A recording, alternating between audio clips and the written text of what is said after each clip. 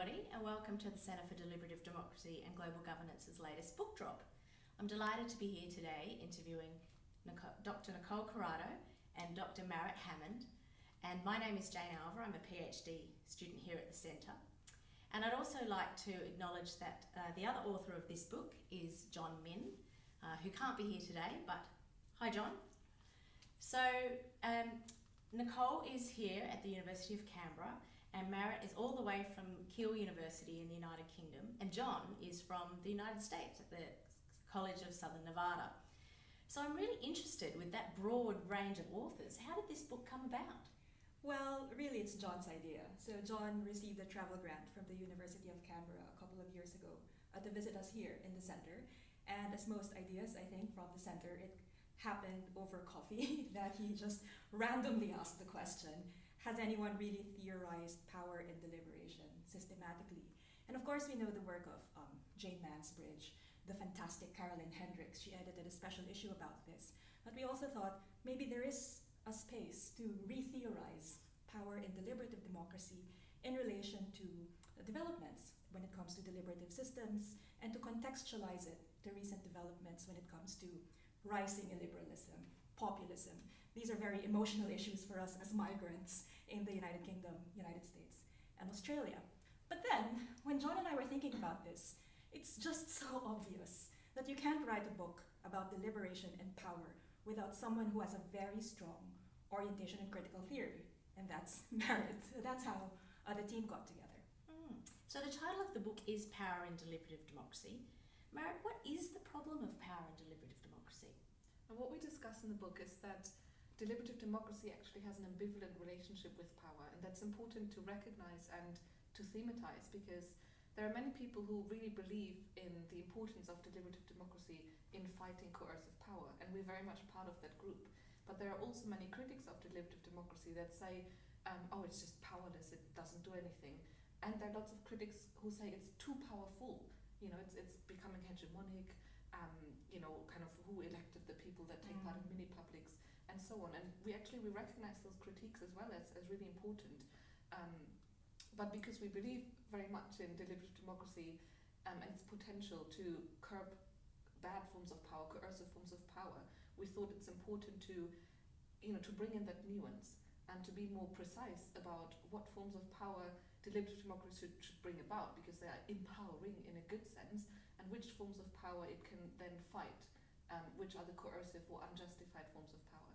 And so that those kinds of nuances are what the book talks about in terms of norms of deliberative democracy in relation to forums, deliberative forums such as mini-publics, and in relation to deliberative systems, and then brings out, like Nicole said, how that applies to some of the realities that we find ourselves in actual practice.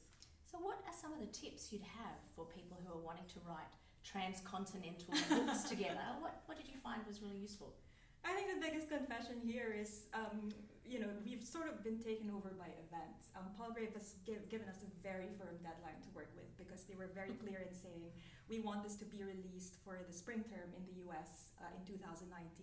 And we had to work around very strict deadlines. And I think one of the advantages of a transcontinental working relationship is the book never stops being worked on, because we work in very different time zones. But I think it's round the clock. But I think the nice thing about it is that we all come from very different traditions as well. So Marit came from critical theory, John is from a very philosophical perspective, I work more empirically. So I think that also works, because I think one good tip for collaboration is to work with people who have very different skill sets, because that's how you can fill the gaps.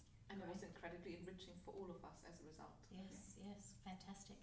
And so the series really called for an informed praxis and something that wasn't aloof.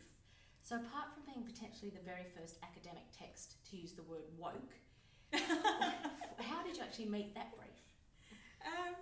I think I want to speak to Palgrave's offer as well to include her book in the Philosophy and Public Purpose series. The ethos of that series is that we have to write theory and normative practice using a very everyday language. And I think that was a very important character of the book for us, because I don't want to be accused of just talking amongst ourselves, but we are really reaching out to a broader audience here when we want to make a case about the relevance of deliberative democracy in everyday life. That's why the word woke was in the book. And Marit, did did you want to add to? I mean, I think it's part of the whole message that we wanted to make with that book, you know, is that if we want to recognize that deliberative democracy can also be powerful in itself, you know, deliberation isn't always necessarily good, or deliberative democracy, or deliberative democrats, you know, like there could be, we could become insufficiently aware of some power issues. And so actually, I think part of the problem recently of deliberative democracy being criticized in those ways is that it perhaps hasn't taken seriously enough the concerns of the people out there, even though the people writing the theory are committed Democrats. And so I think it's particularly important actually when we're writing about that topic to, like Nicole said, to be inclusive and not elitist. Yeah, I think I want to add that we were writing this book at a very politically turbulent time. I mean, Marit saw Brexit when she's in the UK. John, you know, is also a migrant in the United States, and seeing Donald Trump become president, and for someone who grew up in the Philippines, seeing Duterte come to power was really confronting. So for all of us, we've had our own micro-political dramas in our own respective contexts. So we really felt that it's important for this book to address these issues from the deliberative perspective, while also recognizing that maybe not everything can be explained by deliberative theory, and that's okay too. I certainly agree that the book's really readable, and it's certainly very accessible. And some of the parts that really resonated for me were your acknowledgement that sometimes a seat at the table is not the same as a voice at the table. And the other part that really resonated was the acknowledgement that sometimes women's voices are silenced, or young people's voices are silenced, and sometimes this is part of the ingrained cultural habit, even of deliberative democracy. So I thought that acknowledgement of those power imbalances was really rich. And I recommend the book to everybody. So you said it's published by Palgrave. So where can we get a copy of the book? Palgrave.com. And all good bookstores. Yes. And please go ahead, buy the book, read the book, order a copy for your library. Any closing comments that you both wanted to say?